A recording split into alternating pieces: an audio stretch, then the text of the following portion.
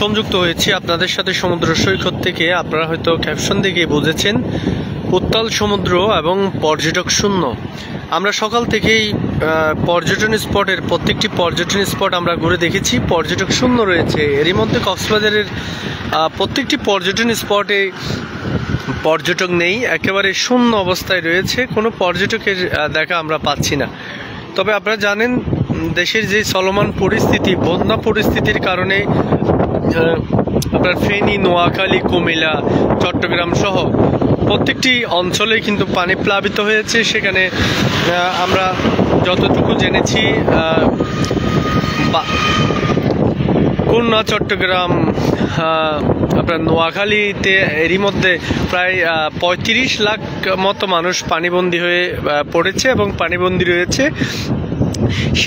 সেটির প্রভাব কিন্তু একেবারে যে কক্সবাজারের পর্যটন শিল্প রয়েছে সেখানেও এটির প্রভাব পড়েছে।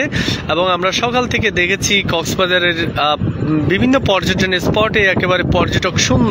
আমরা দেখতে পাচ্ছি, আমরা যে ইনানি বিচ পয়েন্ট রয়েছে সেখানে আছি, আপনাদেরকে দেখানোর চেষ্টা করছি। একেবারে ভরা মৌসুমেও পর্যটক নেই, পর্যটক শূন্য অবস্থায় ইনানি সমুদ্র সৈকতে আমরা যতটুকু দেখতে পাচ্ছি একেবারে ফাঁকা ইনানি সমুদ্র সৈকত দেখতে পাচ্ছি। তবে এই পাশে যেই মাছ ধরার বুটগুলো রয়েছে, বুটগুলো কিন্তু সারিবদ্ধভাবে সাজিয়ে রাখা হয়েছে। তবে সমুদ্র উত্তাল থাকার কারণে বুটগুলো এভাবেই সারিবদ্ধভাবে তারা সাজিয়ে রেখেছে এবং কুলের উপরে, অর্থাৎ নিরাপদ স্থানে তারা তুলে রেখেছে, নিরাপদ স্থানে নিয়ে এসছেন। উত্তাল সমুদ্রের যেই এখনকার যে পরিবেশ পরিস্থিতি, সেটি চ্যানেল ইনানির লাইভের মাধ্যমে দেখানোর চেষ্টা করছে। আপনারা হয়তো দেখতে পাচ্ছেন, ইনানি সমুদ্র সৈকতে পর্যটক শূন্য, পর্যটক নেই এবং উত্তাল সমুদ্র সৈকত। যে উত্তাল সমুদ্র সৈকত থাকার কারণে যে সমস্ত সাগরে মাছ ধরার বোটগুলো আছে, বোটগুলো কিন্তু এরই মধ্যে কুলে ফিরে এসেছে। তারা কুলের মধ্যে এই বোটগুলো সারিবদ্ধভাবে সাজিয়ে তারা রেখেছে, অর্থাৎ নিরাপদ স্থানে এই বোটগুলোকে রাখা হয়েছে। আমি আপনাদেরকে দেখানোর চেষ্টা করছি মেরিন ড্রাইভের এখনকার যে পরিবেশ চিত্র, সেই মেরিন ড্রাইভের চিত্রটি আমি তুলে ধরার চেষ্টা করছি। এই মুহূর্তে কক্সবাজার কলাতলি থেকে টেকনা পর্যন্ত যেই মেরিন ড্রাইভ রয়েছে, পর্যটকদের জন্য এই মেরিন ড্রাইভ ভ্রমণটা হলো স্বপ্নের বিষয়। সেই মেরিন ড্রাইভ একেবারে শুমসাং নীরবতা পালন করছেন এখানে, অর্থাৎ বলতে গেলে গাড়ি ঘোড়া একেবারেই কম রয়েছে, যেহেতু পর্যটক নেই কক্সবাজারে, সে কারণে গাড়ি ঘোড়া কম রয়েছে, যানবাহন কম চলছে। এই মেরিন ড্রাইভের এখনকার যে দৃশ্য, সেটিও আপনাদেরকে হয়তো দেখানোর চেষ্টা করছি। আপনারা দেখতে পাচ্ছেন কয়েকটি পর্যটকবাহী জিপ এরই মধ্যে মেরিন ড্রাইভে চলাচল করলেও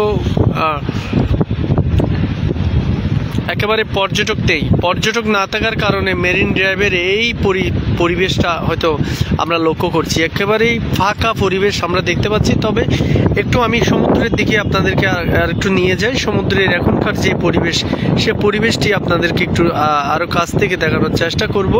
আপনারা দেখতে পাচ্ছেন সকাল থেকে গুড়ি গুড়ি বৃষ্টি হচ্ছে, বাতাসের তীব্রতা রয়েছে।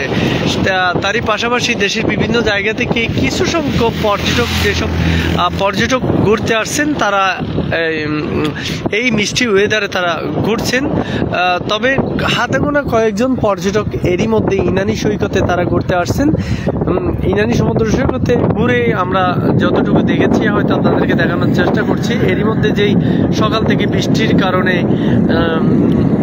যেই মেঘাচ্ছন্ন আকাশ এখনো পর্যন্ত মেঘে ঢেকে রয়েছে এবং তার মধ্যে যুক্ত হয়েছে সমুদ্রের যে উত্তাল পরিস্থিতি, সেই পরিস্থিতির মধ্যে যারা স্থানীয় জেলেরা আছে, তারা সাগরে মাছ ধরতে যায়। তারা এরই মধ্যে আমরা দেখতে পাচ্ছি তাদের বুটগুলো মাছ ধরতে আজকে যায়নি, আজকে তাদের বুটগুলো সারিবদ্ধভাবে তারা কুলের মধ্যে সাজিয়ে রেখেছে, কুলেতে নিয়ে আসছেন। এবং এর মধ্যে ইনানি সমুদ্র সৈকতের এখনকার যে পরিস্থিতি পরিবেশ, সেটি হয়তো আপনারা দেখতে পাচ্ছেন। তবে মেরিন ড্রাইভের যেখানে মেরিন ড্রাইভ গাড়ি রাখার স্থান, যেখানে গাড়ি রেখে পর্যটকেরা সমুদ্র সৈকত দেখার জন্য মেরিন ড্রাইভের এই মুহূর্তে দেখতে পাচ্ছেন মেরিন ড্রাইভের যে দৃশ্য,